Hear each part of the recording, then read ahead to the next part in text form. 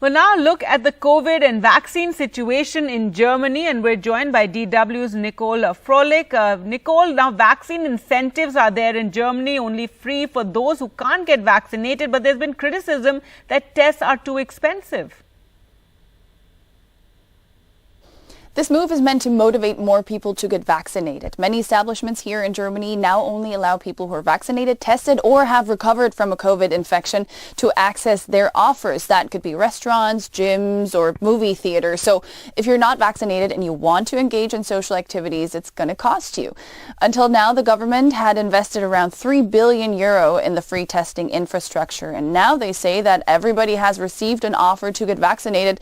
And if they haven't taken it, it's up to them to deal with the consequences.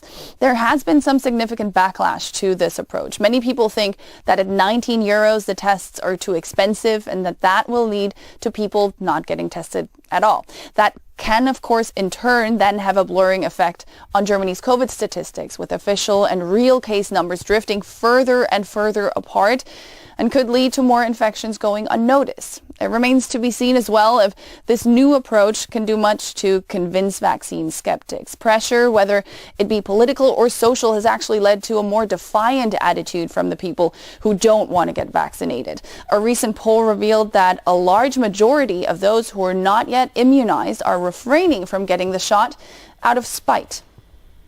All right, Nicole. Now, also the Vaccine Institute is doubting its own numbers, and vaccine quota might be much higher than official numbers are letting out. Numbers are key for the government's COVID strategy.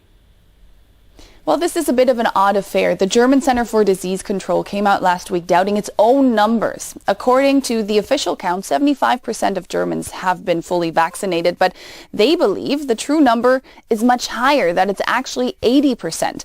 The center blames this incoherence on transmission errors, with large amounts of inoculations allegedly going unreported. The numbers they now believe to be true are based on the assumption that all delivered doses have been administered. Several polls also suggest the true quota to be much higher than the official one. Now, you could think that this is only nitpicking, but these are the numbers that inform the government's decision on how to move forward with its anti-COVID strategy.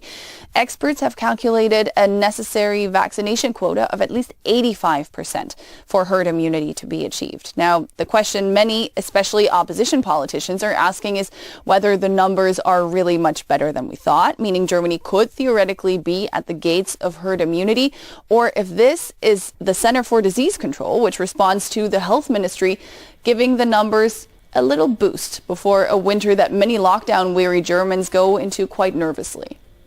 All right, Nicole, thanks so much for joining us.